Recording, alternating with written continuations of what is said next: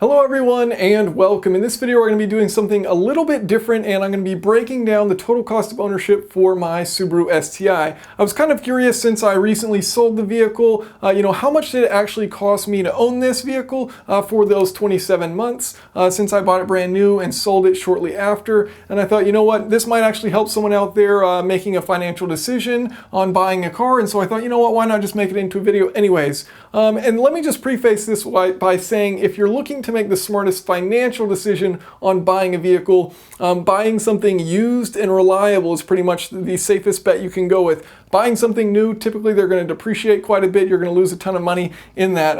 And so, if you're just looking for the smartest financial decision, used and reliable are the two things you want to look for. But let's dive into what it actually cost me. And the crazy thing about this really is that Subaru STIs, they don't depreciate, especially in the Northwest where I live. And as a result of that, this data is kind of skewed because if it were another vehicle, which did depreciate quite a bit, it would look much less in my favor as far as how the finances worked out. So I bought my vehicle brand new, all said and done, all fees and everything included, taxes, things like that, for $37,766.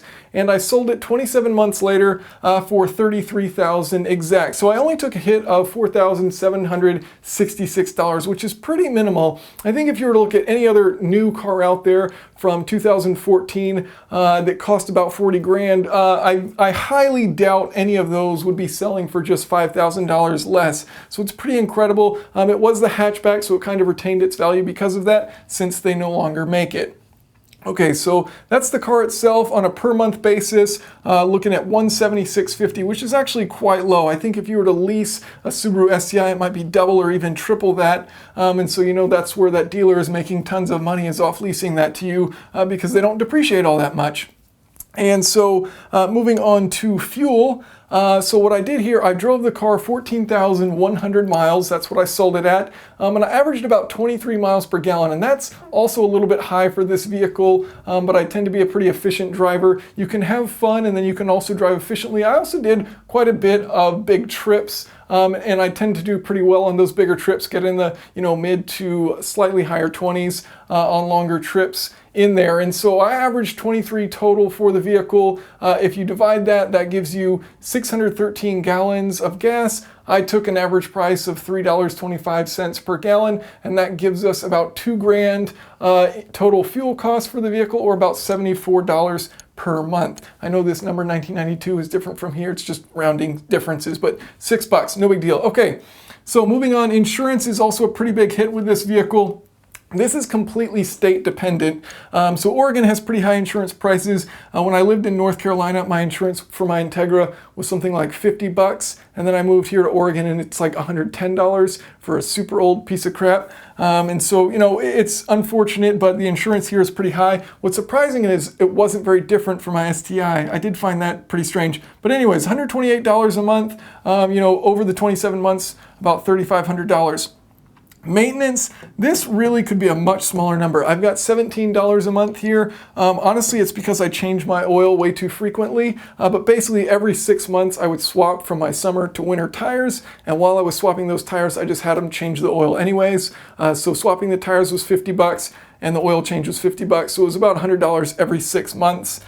For maintenance. And like I said, you don't have to do that. It could have been, one oil change a year at $50, and it would have been a little bit cheaper. But either way, maintenance came out to $460 for the vehicle. Some aftermarket parts. I did buy a few things for it, roof rack, ski rack, things like that. About $500 worth of parts.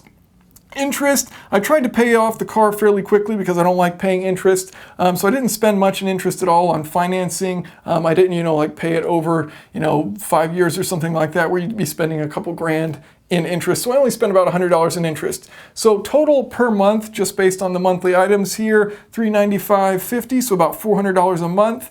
And then you add that all up. The total cost for me for those 27 months was $11,279.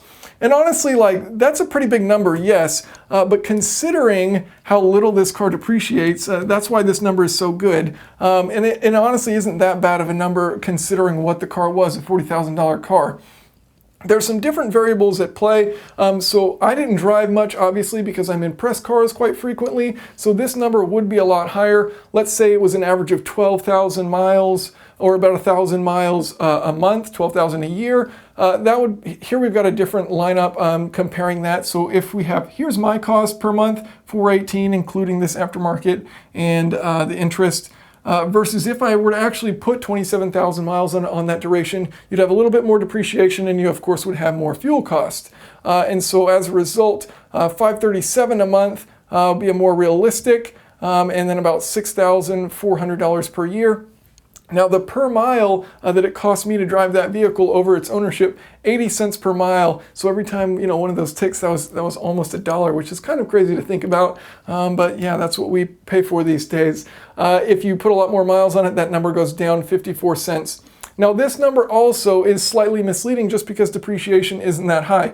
Kelley Blue Book for my car was 33. Kelley Blue Book for a car with 27,000 miles on it was 31. So just a $2,000 loss for that many more miles. I don't know if that's realistic or not, if you could actually get 31,000 for it, but perhaps. And then just for fun, I threw in my Integra here to see what the total cost of ownership of that is. I'll be selling that very soon. $236 per month, which I own this car for 9 years. About $2,800 per year, or about 57 cents per mile. Now that's higher than this, and that's slightly misleading for two reasons. First of all, I didn't put many miles on it per year, and that's why this is high. It would be a lot lower if I put more miles on it. Second of all, I am donating whatever I sell the Integra for to a nonprofit that I'm a big fan of.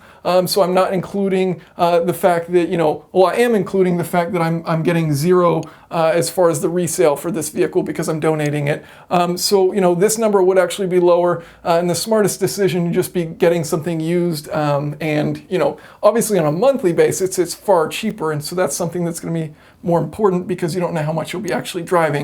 So the Integra, by far the cheapest, about half the price of the other two, but it was pretty interesting that the STI wasn't all that expensive for me over those 27 months, all things considered. I mean, the majority of it's going to be, fuel and insurance. The car itself is less than 50% of the cost. Now, as I mentioned, depreciation plays a huge role here. So most new cars are going to come out much less favorable than the math which I just showed, but that might be helpful to you guys out there. Thank you guys for watching, and if you have any questions or comments, feel free to leave those below. Hello everyone, and welcome. A slightly sad tone and fairly appropriate that it's raining, because in this video I'm going to be talking about why I am selling my Subaru STI. Now, the biggest reason I think that it comes down to is that I didn't really know what I liked when I bought this vehicle. I bought the STI before I had ever done any automotive journalism, before I had sat in any press car,